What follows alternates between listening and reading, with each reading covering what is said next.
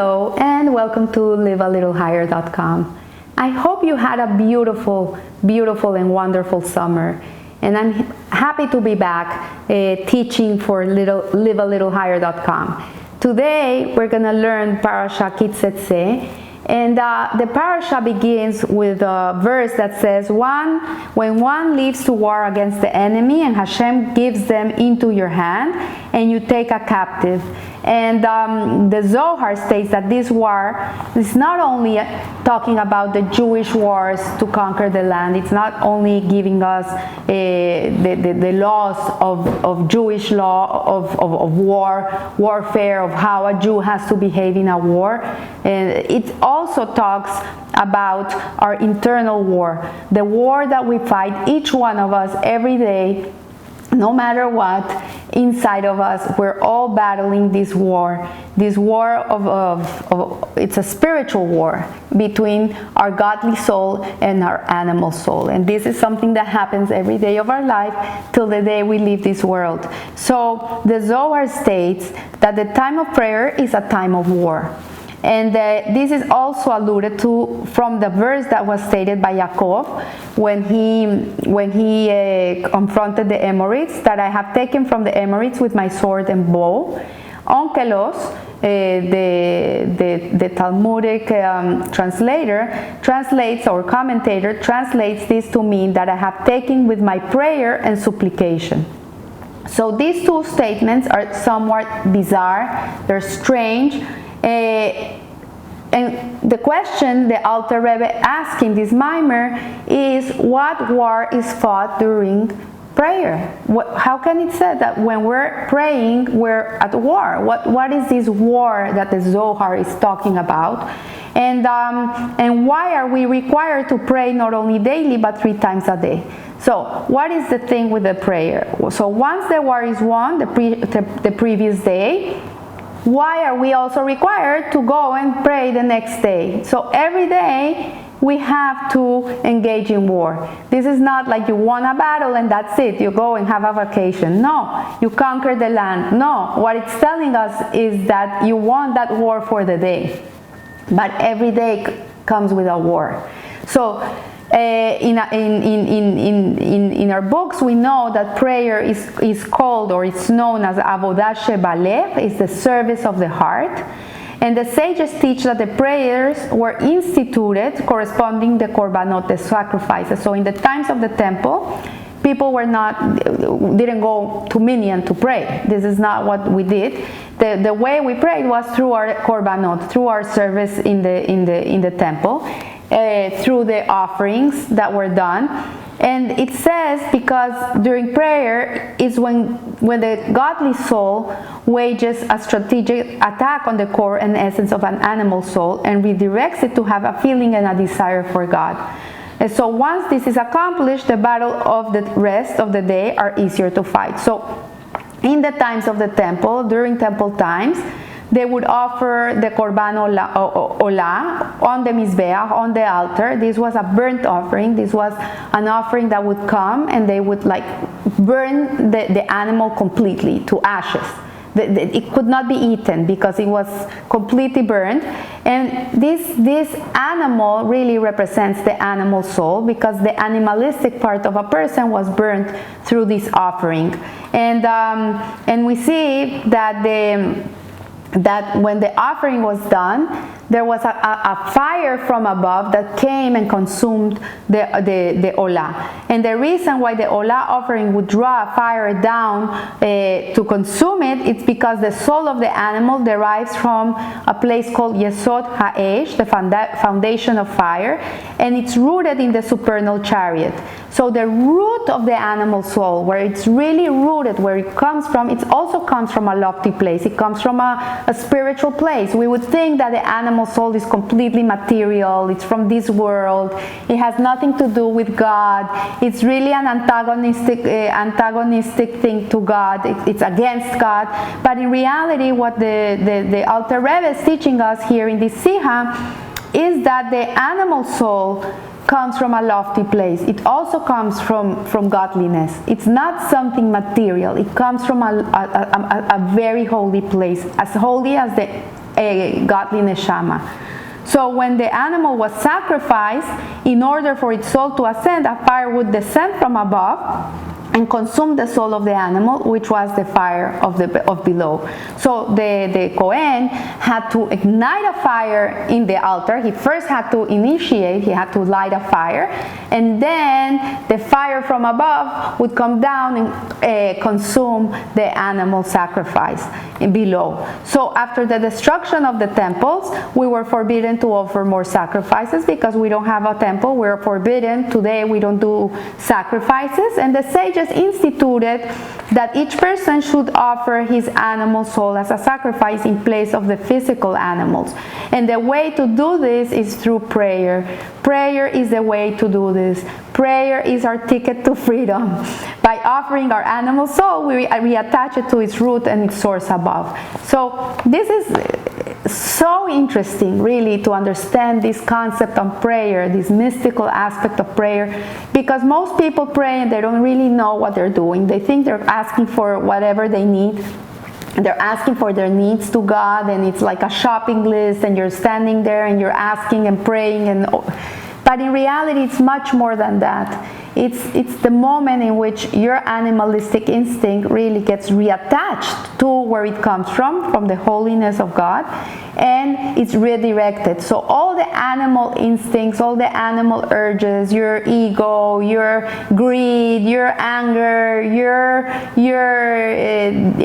need for pleasure, it's not abolished, but it's redirected. It's changed into a holy way, to be used for the service of Hashem.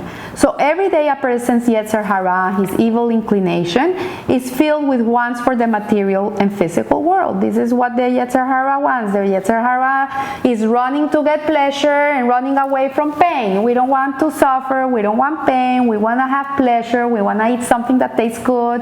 We want to do something that makes us feel good. We want to dress in something that makes us feel nice. So this physical world is what gives us this driving his desire for the pursuit of mundane pleasures. Each person is given an allotted time to live in this world. We're all given a time frame to come into this world. We were born this year, and then you have a time that you're going to be in this world, and it says in the verse, these days were not assigned based on the needs of the godly soul, as the soul does not require any tikkun. So we're not in this world to correct our neshama, our godly neshama. The godly neshama is godly. It's perfect. It doesn't need to be corrected. It doesn't need to be elevated. It doesn't need to change it. It's perfect. He's not here to correct, but the animal soul is here to do tikkun olam, to correct. So being that the godly neshama, the godly soul, is eternal and it's not invested within time because it's eternal, but rather unites with its source in the Or Ein Sof, which is the never-ending light of God. So we see here that man's days are allocated there to him according to the needs of his animal soul. So it's dependent on the animal soul based on the amount of sparks that fell into it during the Sheviras HaKelim, the breaking of the vessels. This is something very Kabbalistic and very abstract to explain. But God created a world first with a Gevura, with the strictness, with justice. And when he created this world, the world could not be contained, and it shattered, and it was destroyed. And all the sparks of this world, this first world that God created, ended up in this world. And so what we have to do, these shattered vessels that were today, they're sparks in this world, what we have to do, what a person comes to do in this world, this is his life mission, is to elevate these sparks that are all through this world. So that's why a Jew is so important that he does blessings when he eats, because when he's doing brahas, what he's doing is he's releasing the godly sparks that are contained in that food, and he's elevating them back to its source. So every time a Jew prays in an airport, or a Jew prays wherever he is, and he's doing some healing, or he's praying, or he's doing a mitzvah, or he's doing whatever godly action he's doing in a certain place and time, what he's doing is he's releasing these sparks from captivity. They're also in exile, and we're redeeming them. That's why the Jewish people had to be 210 years in Egypt, because they had to elevate all these sparks in this place. This is what they were doing. So going back to the korbanos, to the offerings, we need to understand that in order for the heavenly fire to descend to this world, first a fire must be ignited from below. So this applies likewise in our prayers. First, we need to arouse within us the will to want to connect to Hashem. Like, a person is not going to pray if he doesn't want to pray. He first has to want to pray. He first has to want to have that need to connect to God. And then the fire from above will consume it. So how do we ignite a fire from below? How do we inspire ourselves? How do we become ourselves passionate for Hashem? So it says here that we have to contemplate. We have to sit down and meditate a little bit. You know, meditation really comes from the Jews. We have to contemplate on matters that the animal soul admires and is in awe of. So from showing him the greatness of God and his divine intervention in this world, we will ignite a fiery passion within both souls to want to attach to Hashem and be united with him. So it's very important that for a few moments every day you meditate on the greatness of the world, on how Hashem really fills this world with everything we need, from spiritual to material. People can live in beautiful homes. Today, there's beautiful furniture everywhere. It doesn't have to be expensive. People can get beautiful chandeliers on Amazon for $200. Like, to meditate on how Hashem really fills this world with everything we need, that the animal soul loves.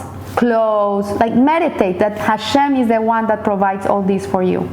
And in this way, a fire will be ignited inside of you, in your animal soul, that will allow the fire of God to come down into you. So there is a parable that tells the story of a high-position investment banker that went to the Amazon forest on an expedition because they were looking into the coffee industry, and this expedition of people went to the Amazon forest to see if the land was good, if they could do this business deal. And while they were there, the guides, they lost the guides and they got lost. And this specific person, this specific businessman, he was a very wealthy man. He drove a beautiful car, a luxurious car. He had a beautiful mansion. He had a beautiful wife. He had good kids. He had a membership in the club.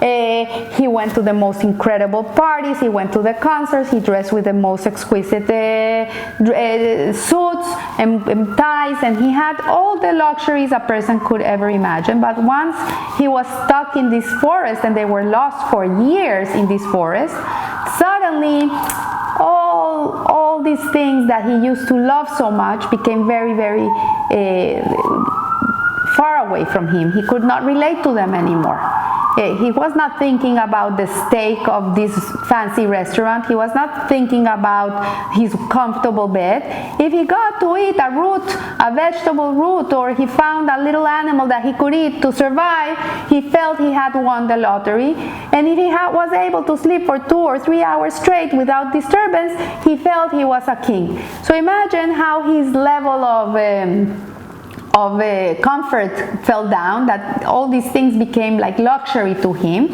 And he came to a point after a few years that he really lost hope, and he thought he would never come back home, and he just lost hope, and he was like, okay, this is it, this is my life, this is what it's gonna be. And he gave up, and he was, okay, I have to make the best out of it.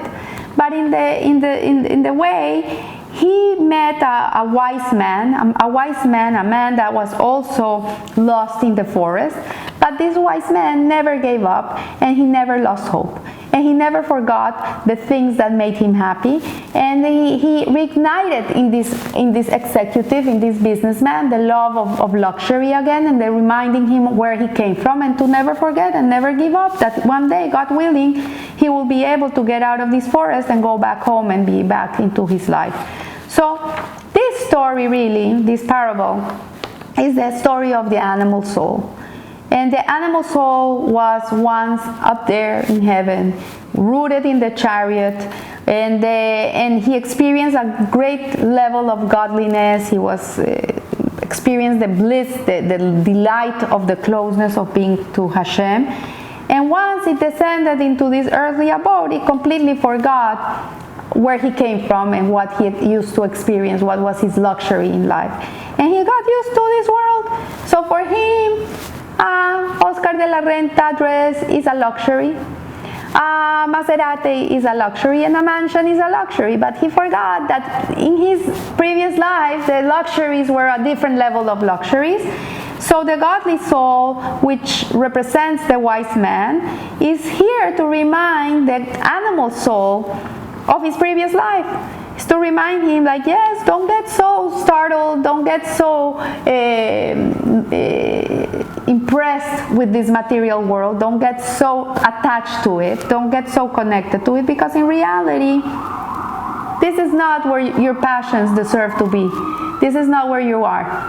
So when you will go out to war over your enemy, says the verse, over your enemy. It's a very strange wording, rather than with the enemy. The wording of this verse gives us the strategy of the battle with the animal soul. It's telling us how to battle our animal soul. The verse is teaching us that by cooling the desires of the animal soul with prayer, we switch these desires to the love of God instead. So you will be over your enemy. This means that you should reach out to the root and the source of the enemy, which is the root and the source of the animal soul in the supernal chariot. So in other words, what the Alter Rebbe is trying to teach us here, and which I think it's gonna change my prayer forever, it's gonna change the way I pray, is that the goal of prayer is to empower the godly soul to conquer the animal soul by reminding him that he indeed comes from a holy place. Because, we learn the animal soul, the godly soul. The godly soul is your ego, it's instinctive, it's animalistic. But the root of this animal really is not rooted there. It comes from a lofty place. And this animal soul has a purpose in this world. He has a purpose here. He comes to elevate the world. If you don't have an animal soul, you're not going to be hungry, you're not going to be cold, you're not going to need clothes, you're not going to need food, you're not going to need a house, right? The animal soul is the one that needs shelter, is the one that needs all these things. So, but he has to remember constantly that all these things really are meant to be used for the service of Hashem. If they're not used for the service of Hashem, then there's no meaning or purpose in all this stuff in the world. So the godly soul is reminding the animal soul what is his purpose. Once the godly soul has overpowered the animal soul, it will maintain its position throughout the day. So when you pray in the morning, when you conquer that animal in you in the morning prayer, the rest of the day is going to be easier for you. It's not going to be such a materialistic life. It's going to be a life more godly than animal. And so that the position of the animal soul will be weakened throughout the day until the next day. But the next day we need to start all over again, because the animal soul really gains strength. So this is an ongoing battle in which we have to do every day. I really suggest, I always take something new upon myself every year. In this time of the year, I take something new that will connect me more to God, that will attach me more to God. If you are not that type of person that wakes up and prays, I really suggest you should take this one on you. Like, doesn't have to be crazy prayer. Like, do your brachas in the morning, do Vaya Sidur, do blessings in the morning, and then do Shema Israel, and then do the Shemona Israel, do the Amidah. Do these three things. It doesn't take you more than 10 minutes, really, and it's going to make a whole difference in the rest of your day, in the rest of your life. So I wish you a blessed week, and remember, live a little higher. Thank you.